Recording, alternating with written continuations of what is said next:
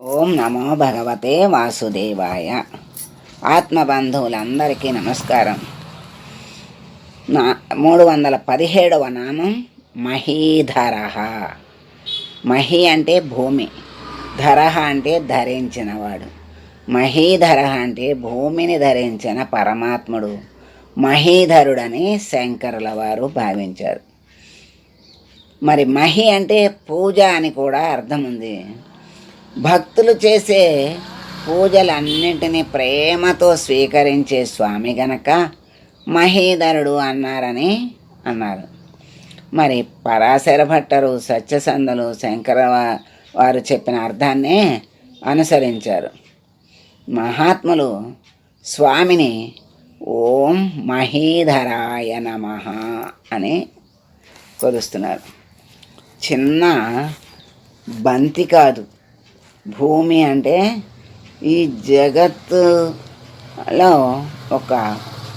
మరి ఈ జగత్తంతా దీంట్లోనే ఉంది. అంటే జగత్ అంటేనే ఈ భూమిలో పుట్టేటువంటి జీవరాశులు, వృక్షాలు సర్వము కూడా అంటే పుట్టున్నాయి, పోతున్నాయి. జగత్తు అంటేనే దాని అర్థం జ అంటే పుట్టేది, గా అంటే గతించేది. అందుకని ఒక్కొక్క అక్షరానికి అర్థాన్ని చక్కగా మరి ఉంటుంది. దాన్ని బట్టి ఆ పేర్లు వాళ్ళు పెట్టారు మహాత్ములు. మనకి తెలిసినా తెలియకపోయినా ఒక్కొక్క అక్షరానికి గొప్ప అర్థాలు ఉంటాయి. అట్లా ఆ జగత్తుతో నిండిన భూమిని పరమాత్మ ధరిస్తున్నాడు. ఆయనే కదా దాన్ని సృష్టించింది, ఆయనే. మరి దాన్ని పోషించేది ఎవరు అంటే నారాయణుడే కదా. ఈ భూమి మీద ఉన్నటువంటి సృష్టిని అంతటిని పోషించేది నారాయణుడే. అటువంటి స్వామి మహీధరుడు.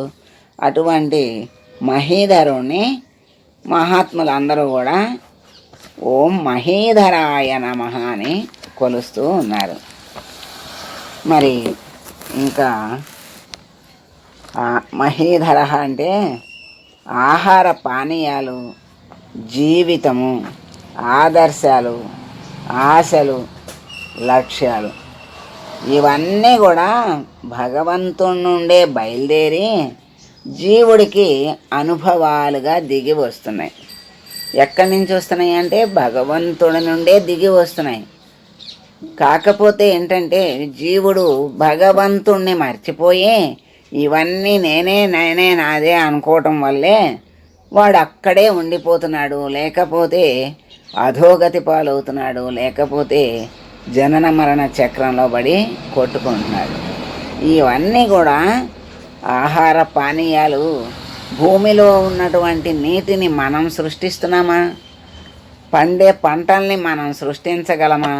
నేను పండిస్తున్నాను అనుకోవటం ఒక రకమైన అజ్ఞానం.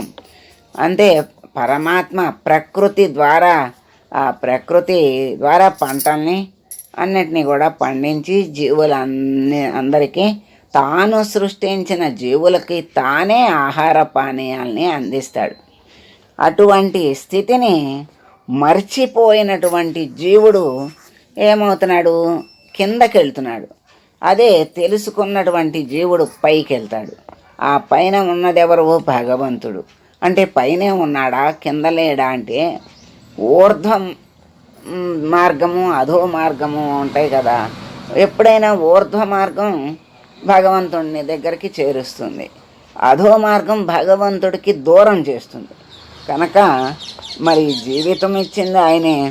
మరి ఆదర్శాలు అంటే మంచి ఆదర్శము ఉన్నది అంటే అది కూడా మనలో భగవంతుడు ప్రేరణ కలిగించి ఆ ఆదర్శాన్ని చక్కగా సంకల్పించి దానిని సానుకూలం చేసే శక్తి కూడా భగవంతుడు ఇస్తేనే అది జరుగుతుంది. తప్ప భగవంతుణ్ణి మరిచి అహాన్ని అంటే ప్రదర్శిస్తే అది ఒకప్పటికి మళ్ళీ ఖండం అవుతుంది. అంటే కొన్నాళ్ళు సాగినా ఆ తర్వాత భంగం అవ్వక తప్పదు. ఆశలు ఎన్నో ఉంటాయి. ఆశలు లెక్క ఉండదు. కోరికలు, అదే ఆశలు, అదే కోరికలు, కోటి కోరికలు ఉంటూనే ఉంటాయి, వస్తూనే ఉంటాయి. అవి తీరినా తీరకపోయినా మళ్ళీ పుట్టుకొస్తూనే ఉంటాయి. మంచి మంచి లక్ష్యాలను పెట్టుకునే వాళ్ళు ఉంటారు. ఆ మంచి లక్ష్యాలను కూడా అది భగవంతుడు అనుగ్రహంగా భావిస్తే ఆ లక్ష్యాన్ని చేరతాడు. ఆ జీవుడికి ఇవన్నీ కూడా అనుభవంగా పరమాత్మే ఇస్తున్నాడు అనమాట. ఆ అనుభవాలే మళ్ళీ జీవుణ్ణి ఎక్కడికి చేరుస్తాయి? భగవంతుడి దగ్గరికి చేరుస్తాయి. ఇప్పుడు ఇంతకుముందు చెప్పినటువంటి అల్లికే సృష్టి అంటారు. మరి ఆ సృష్టిలో ఉన్నటువంటి సమస్త జీవుల యొక్క భారాన్ని ఎవరు వహిస్తున్నారు అంటే ఆయన భగవంతుడే నిర్వహిస్తున్నాడు. ఆ నిర్వహించేవాడు భగవంతుడే. సముద్రం ఉంది, సముద్రంలో ఓడ ఉంది. ఓడ బరువుని, దాంట్లో ఉన్నటువంటి నావికలు బరువుని, వస్తువుల బరువుని అన్నిటినీ నావ మోస్తోంది అనుకుంటాం. మనం నావే మోస్తోంది అనుకుంటాం, సముద్రంలో వెళ్ళే నావ. అది మరి ఆ నావని మోసేది ఏమిటి అంటే సముద్రం. ఆ సముద్రం మోస్తోంది అని మనకి తెలియదు. నావనే దృష్టిలో పెట్టుకుంటాం. అంటే కనపడేటువంటి దాన్నే మనం దృష్టిలో పెట్టుకుంటున్నాం, కానీ అదృశ్యంగా ఉన్న శక్తిని మనం తెలుసుకోలేకపోతున్నాం. ఆ అదృశ్యంగా ఉన్న శక్తిని ఎప్పుడైతే మనం అవగతం చేసుకుంటామో అప్పుడు వాడి జన్మ ధన్యమే అవుతుంది. అదృశ్యంగా అంటే కనపడకుండా, శక్తి అంటే చైతన్యం. మనకు జీవులకి ఏ పని అయినా చేసే శక్తిని ఎవరిస్తున్నారు అంటే ఆ అదృశ్య శక్తే ఇస్తుంది. అదే మరి పరమాత్మ యొక్క చైతన్యం. ఆ పరమాత్మ యొక్క చైతన్యం లేకపోతే 100 కిలోల శరీరమైనా ఏమీ చేయలేదు, 10 కిలోల శరీరమైనా ఏమీ చేయలేదు. అది బరువును బట్టి చేయటం కాదు, రూపాన్ని బట్టి చేయటం కాదు, మరి అది ఆ లోపల ఉన్నటువంటి చైతన్యాన్ని బట్టి ఆ శరీరం చేస్తోంది. అదే మనం గ్రహించాలి. కనపడని వాడినేమో చూడాలి అంటారు, కనపడే వాటినేమో వదలాలి అంటారు. ఇదెక్కడి వేదాంతం అని మనకి అనిపిస్తుంది. మరి కనపడని వాడిని చూడాలి అంటే చూడాలి. ఎందుకంటే పరమాత్మ యొక్క జ్ఞానమే అది. కనపడని వాడిని తెలుసుకోవడమే జ్ఞానం. మనకు అనేక ఉదాహరణలతో మనకి తెలియజేస్తున్నారు కదా, జ్ఞానాన్ని అందిస్తున్నారు కదా. ఆ జ్ఞానముతోనే పరమాత్మని, కనపడని వాడిని చూడటం అంటే చూడగలిగితే ఎప్పుడు కనపడతాడు. ఎట్లా? అందరిలో అన్నింటిలో ఉన్నటువంటి చైతన్యాన్నే దృష్టిలో పెట్టుకున్నప్పుడు భగవంతుడు అనుక్షణం దర్శనం ఇస్తూనే ఉంటాడు.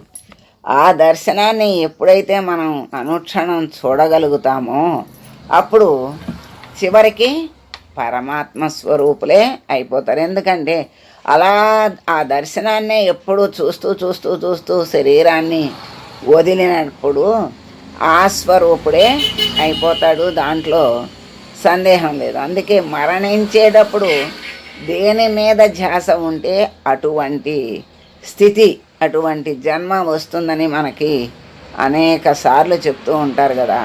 అందుకని దేని మీద ఉంటే దాని సంబంధించిన జన్మ. ఇంటి మీద ఉందనుకోండి, ఇంట్లో దూలంగానో, స్విచ్గానో, గుమ్మంగానో, చెక్కగానో, రాయిగానో, మరి ఇంట్లో ఉన్నటువంటి వస్తువుగానో అనేకం. ఇల్లంటే చాలా ఉంటాయి. వాటిలో ఒకటిగా ఆ దూలమో, రాయో, రప్పో ఏదోగా పుడతాడట. అట్లా మరి దేని మీద ఛాస ఉంటే దానికి తగిన జన్మ వస్తుంది అని చెప్తున్నారు. అలా పరమాత్మ మీద ధ్యాస ఉంటే పరమాత్మ స్వరూపుడే అయిపోతాడు. గనక ఎప్పుడూ కూడా జ్ఞానాన్ని పొంది మరి ఇప్పుడు మన పెద్దలు, తాతలు, ముత్తాతలు లేరు, కనపడతలేదని మనం తలుచుకోకుండా లేరని అంటామా? ఎందుకు లేరు? వాళ్ళ వల్లే మనం వచ్చాం కదా.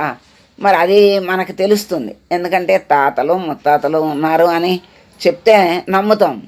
కానీ వీళ్ళందరినీ పుట్టించిన భగవంతుడు ఉన్నాడు అనే ధ్యాస రావాలి. అప్పుడు మరి వాళ్ళందరూ లేకపోయినా చూడకపోయినా మనకు తెలియపోయినా ఉన్నారు, వాళ్ళ వల్ల మనం పుట్టాము అని చెబితే ఎలా నమ్మామో అలాగే ఆ పరమాత్మ యొక్క చైతన్యం వల్ల, శక్తి వల్లే సృష్టి అయింది. స్థితి ఆయనే నడుపుతున్నాడు, లయము ఆయనే చేస్తున్నాడు అనేటువంటి పరిపూర్ణమైనటువంటి జ్ఞానాన్ని పొందినవాడు పరిపూర్ణుడవుతాడు, భగవంతుని అనుగ్రహాన్ని పొందుతాడు. అందుకని మహీధరుడైనటువంటి పరమాత్మని స్వామి, సమస్తాన్ని సృష్టించేది, భారాన్ని మోసేది నీవే గనక దానిలో ఒక చిన్న రేణువైన మమ్మల్ని అనుగ్రహించి నీ దారికి నీవే తీసుకొచ్చి మమ్మల్ని అనుగ్రహించు తండ్రి అని వేడుకుంటూ మంగళం పాడదాం. మంగళం కౌసలేంద్రాయ మహనీయ గుణాత్మనే సర్వలోక శరణ్యాయ సాధురూపాయ మంగళం. ఓం